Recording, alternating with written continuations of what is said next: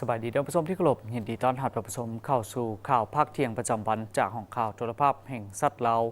ทวิตนี้ไปติดตามที่ท่านนายกรัฐมนตรีสอนไซศรีพดล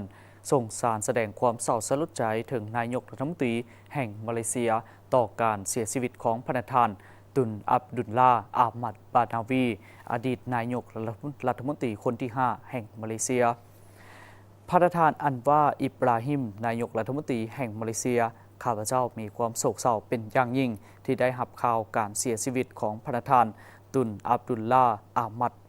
บาดาวีอดีตนายกรัฐมนตรีคนที่ 5 แห่งมาเลเซียในวันที่ 14 เมษายน 2025 ที่ผ่านมาในนามรัฐบาลและประชาชนแห่งสาธารณรัฐประชาธิปไตยประชาชนลาวก็คือในนามส่วนตัวข้าพเจ้าขอส่งแสดงความเศร้าสลดใจอย่างสุดซึ้งและขอแบ่งเบาความโศกเศร้ามายังรัฐบาลและประชาชนมาเลเซียก็คือครอบครัวและญาติพี่น้องของพระประธานอับดุลลาอามัดบานาวีต่อการสูญเสียในครั้งนี้ด้วยความนับถืออย่างสูงสอนไซศิบดรนายกรัฐมนตรีแห่งสาธารณรัฐประชาธิปไตยประชาชนลาวในโอกาสเดียวกันท่านทองสวรรค์พรหมวิหารรัฐมนตรีกระทรวงการต่างประเทศก็ได้ส่งสารแสดงความเศร้าสลดใจถึงท่านโมฮัมหมัดฮัดซานรัฐมนตรีกระทรวงการต่างประเทศมาเลเซียต่อการเสียชีวิตของพระประธานตุนอับดุลลาอามัดบาดาวีอดีตนายกรัฐมนตรีคนที่ 5 แห่งมาเลเซียนายกรัฐมนตรีแห่งสาธารณรัฐประชาธิปไตยประชาชนลาวเข้าร่วมกองประชุมสุดยอดคู่ร่วมมือเพื่อการเติบโตสีเขียวและเป้าหมายสากล 2030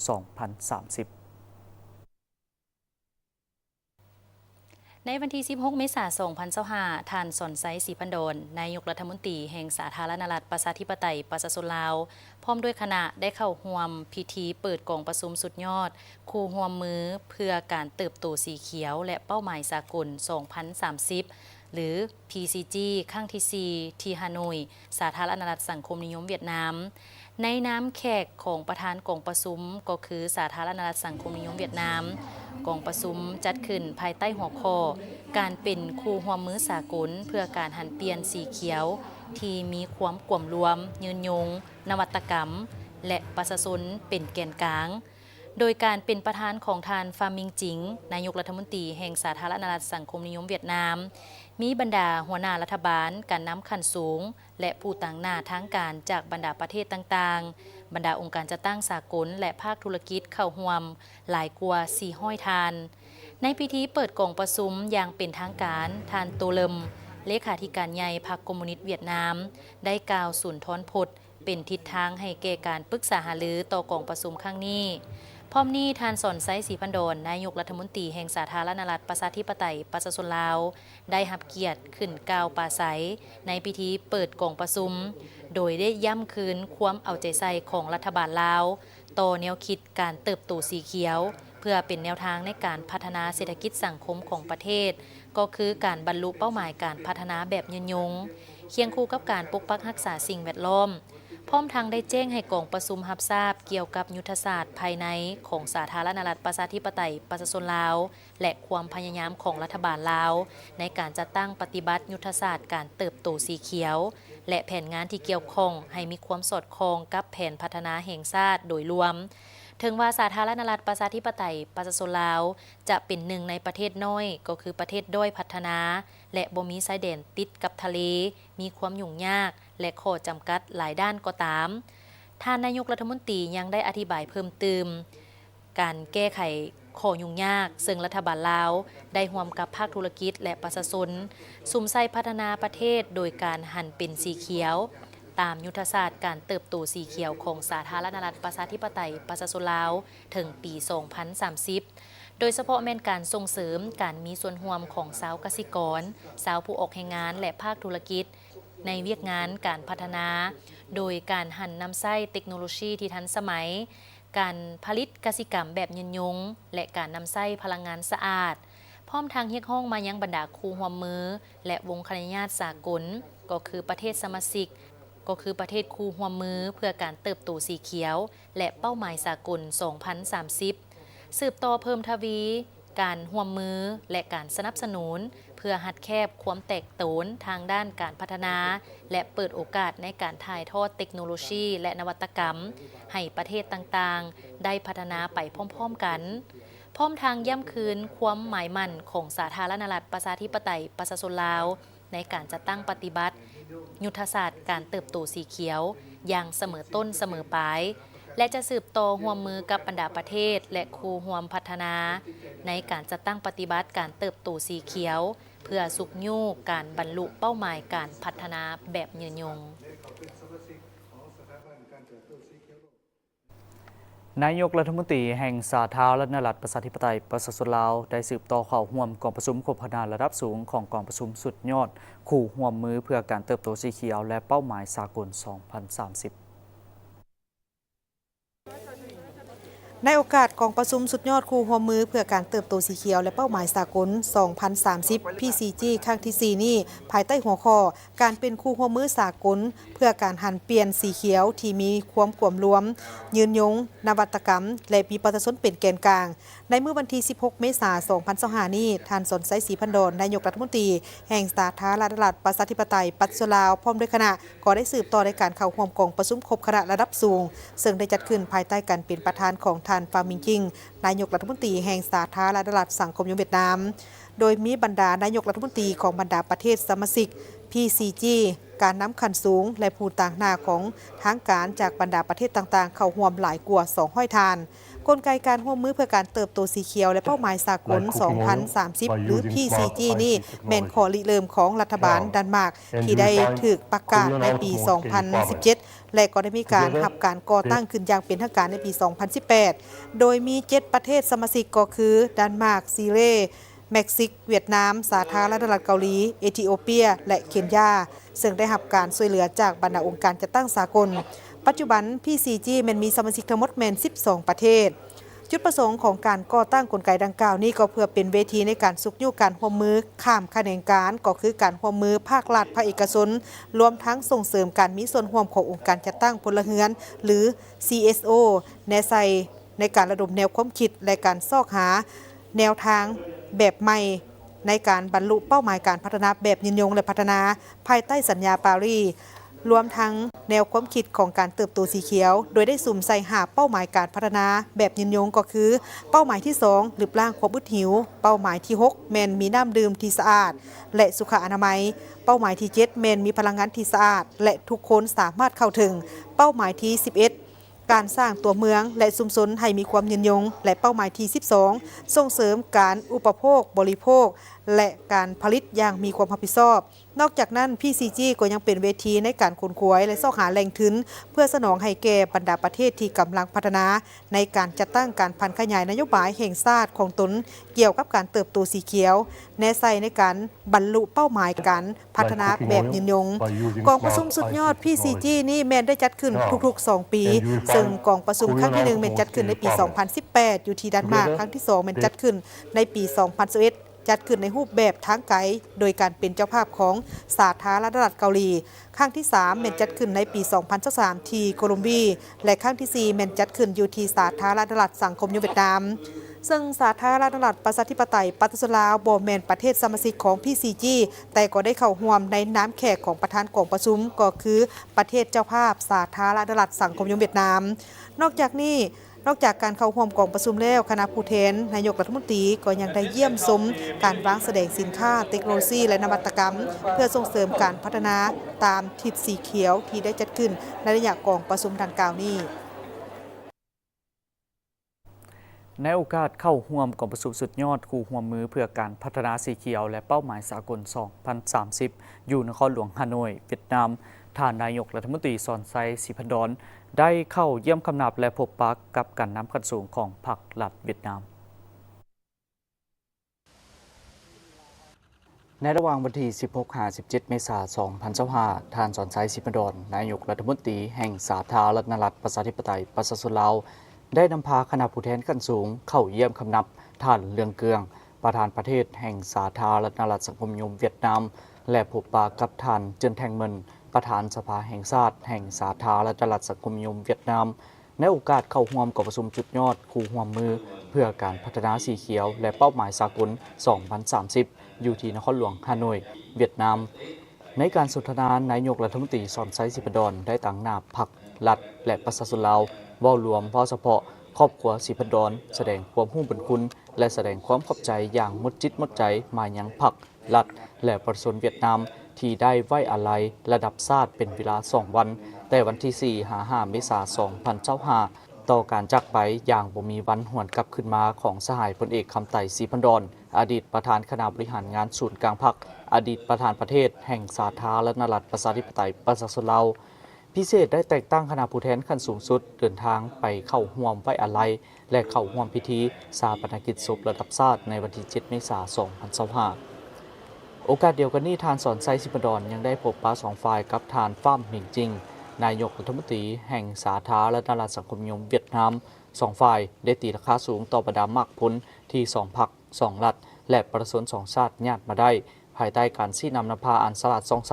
ของแต่ละพรรคโดยเฉพาะแม้นการจัดตั้งปฏิบัติผันขยายมติกองประชุมใหญ่ของแต่ละพรรคเพื่อเป็นพื้นฐานสำคัญและเป็นการประกอบส่วนให้แก่การก้าเกียมการจัดกองประชุมใหญ่ครั้งที่ 12 ของพรรคประชาชนปฏิวัติลาวและกองประชุมใหญ่ครั้งที่ 14 ของพรรคคอมมิวนิสต์เวียดนามที่จะมีขึ้นในต้นปี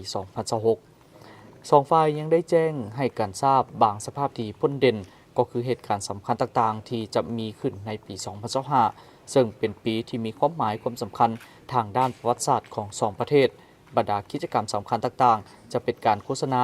และเผยแพร่มูลเสื้อความเป็นมาและควบหมายความสำคัญของสายพัวพันธุ์พิเศษที่มี1บ่มี2ในโลกสองฝ่ายได้มีความเป็นเอกภาพสูงและตีราคาว่าการพัวพันร่วมมือ2ฝ่ายในระยะผ่านมา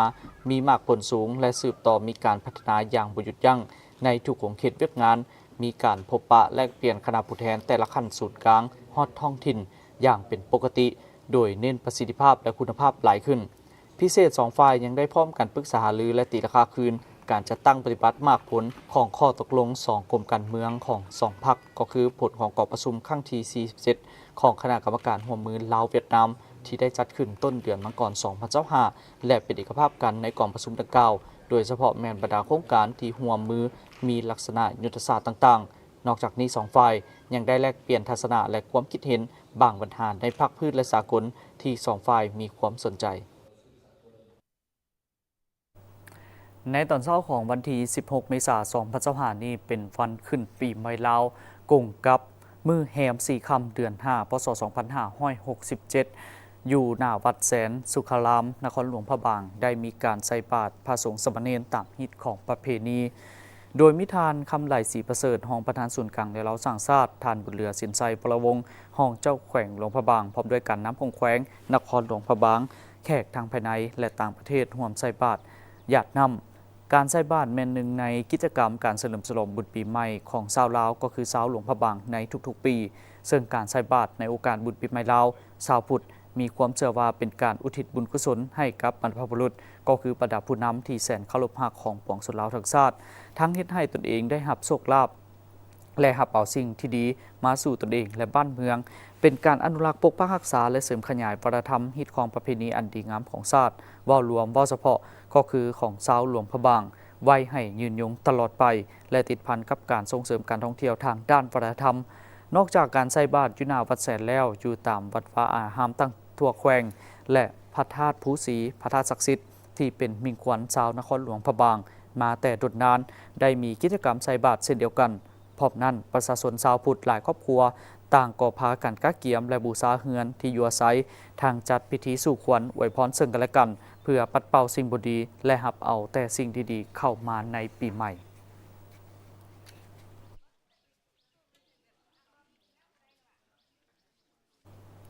ไปเบื้องต้นที่บรรยากาศมื้อสุดท้ายของบุญปีใหม่ลาวบรรดามวลชนชาวนครหลวงเวียงจันทน์ได้พากันออกมาฮดส่งพระตามฮิตของประเพณีด้วยความคึกคืนพร้อมทั้งถือเอาการตบพระธาตุทรายหรือเจดีย์ทรายเป็นกิจกรรมหนึ่งที่สำคัญในปีใหม่ลาวที่สืบทอดกันมาแต่โบราณกาล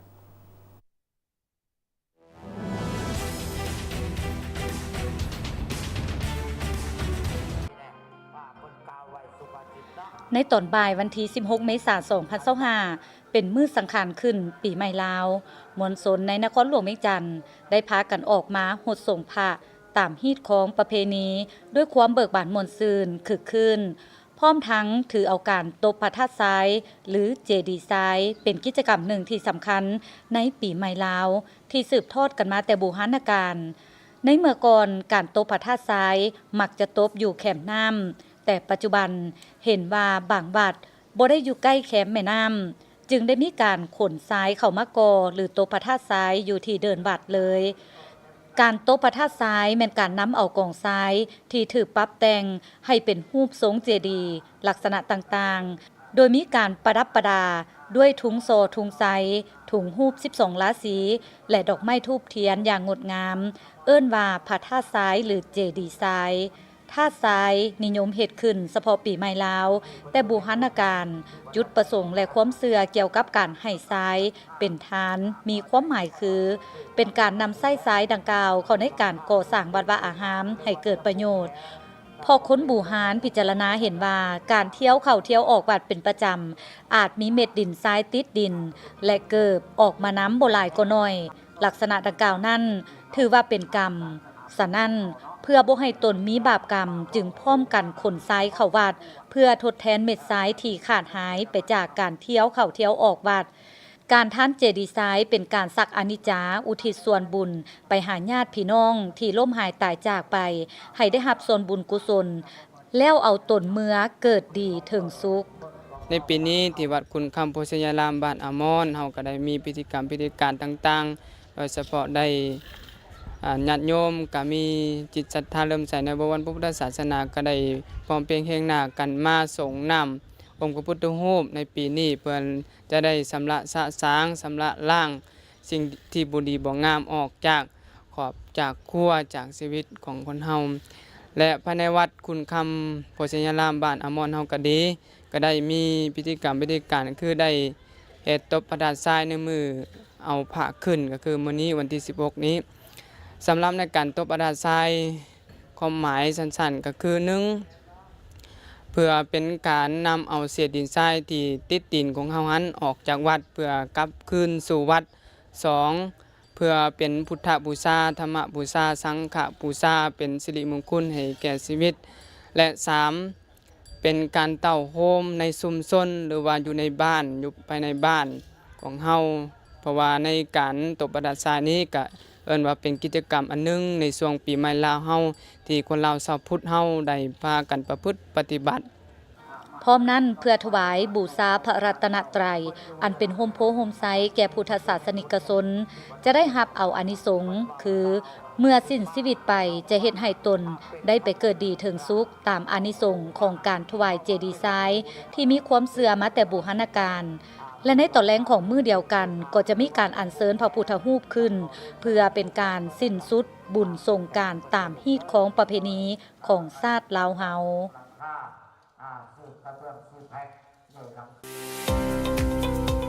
บริษัท FMB พัฒนาเทคนิคและการค้าจำกัดโซลูมและศูนย์ซ่อมแปลงรถที่ทันสมัยที่ได้รับความไว้วางใจจากลูกค้าตลอดมาในการบริการโดยทีมงานคุณภาพพร้อมมอบข้อเสนอที่ดีที่สุดให้กับลูกค้าและพวกเขายังมีทีมงานสร้างที่มีประสบการณ์สูงสามารถวิเคราะห์ปัญหาแก้ไขปัญหาให้ถูกจุดและว่องไวสถานที่ตั้งอยู่บ้านดุงเมืองเซเสถานครหลวงเวียงจันทน์ติดกับไฟแดงนาควายเส้นทาง450 ปีสามารถติดต่อเบอร์โทรและ WhatsApp 021-218-585 และ 020-554-67308 Facebook FMB Development Technical and Commercial Company Limited อีเมล fmbcarshowroom99@gmail.com นึกถึงโซลูมและศูนย์ซ่อมแปลงรถให้นึกถึงบริษัท FMB พัฒนาเทคนิคและการค้าจำกัด